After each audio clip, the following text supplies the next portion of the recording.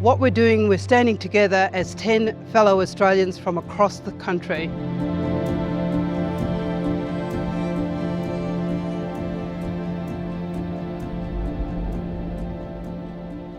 We're here in Parliament today supporting 10 incredible Australians to file a complaint with the United Nations Human Rights Committee. The complaint argues that the Australian government is failing to protect them from climate harms and climate pollution by continuing to say yes to coal and gas corporations. Around 80% of the coal and gas produced here is shipped overseas to be burnt. But because it's for export, it's not counted in Australia's climate targets or its climate policies. I'll say that again. 80% of Australia's climate pollution is simply not counted. My name is Professor Anne Polina. I'm a Nyigina, Warrawa and Walanguru traditional owner from the Kimberley. I have got guardianship over the Fitzroy River. In 2023, we had the largest flood ever in the history of Western Australia. Our community went underwater. The graves of our ancestors were covered in 1.5 metres of water. We have lost everything in that flood. It has taken 3 years for us to go back and start this flood recovery. I live with a severe autoinflammatory condition that becomes much worse during the extreme heat.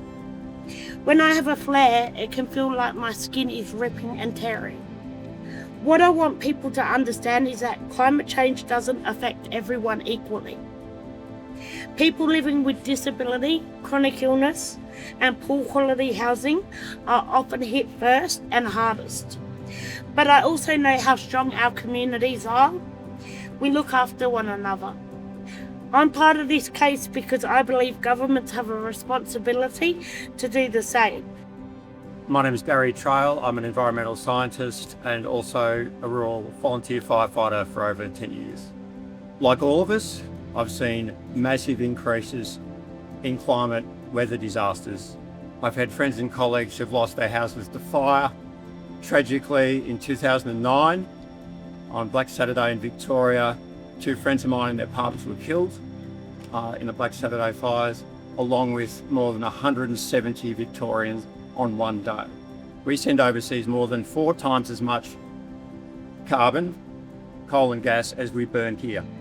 But if it's burnt elsewhere, it still kills Australians. We stand here today with 10 Australians from right across the country. They're from all walks of life.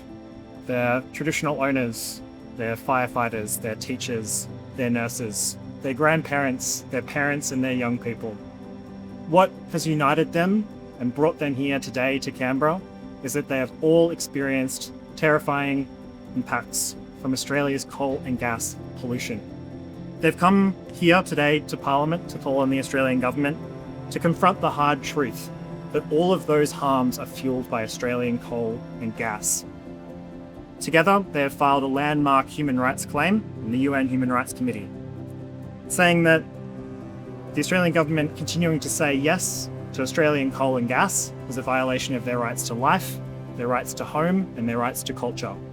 The 10 Australians we're standing here today with have brought the first claim filed with an international body against a country for climate harm since last year's ruling of the International Court of Justice. The case brought to the UN Human Rights Committee highlights a glaring inconsistency in Australia's climate policy.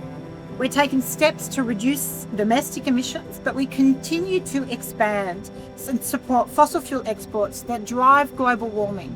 And when you burn fossil fuels anywhere in the world, Australians pay the price, with impacts to their health, to their safety, to their security. No matter where it's burned, Australia's coal and gas comes back to us in fires, floods, algal blooms and extreme heat. That's the hard truth that this case asks the Australian government to confront. We are calling on the government.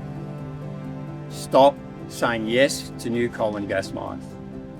Stop subsidising coal and gas companies and develop a phase-out plan for not only what we burn here, but what we're sending overseas. If we don't do that, it will simply get worse and worse and worse. So we are asking the government to be accountable, to have a duty to care for fellow citizens, to stop subsidising coal and gas and start to have a transition plan, and we want fellow Australians to stand with us in solidarity to stop climate chaos and climate uncertainty continuing to be out of control. Thank you.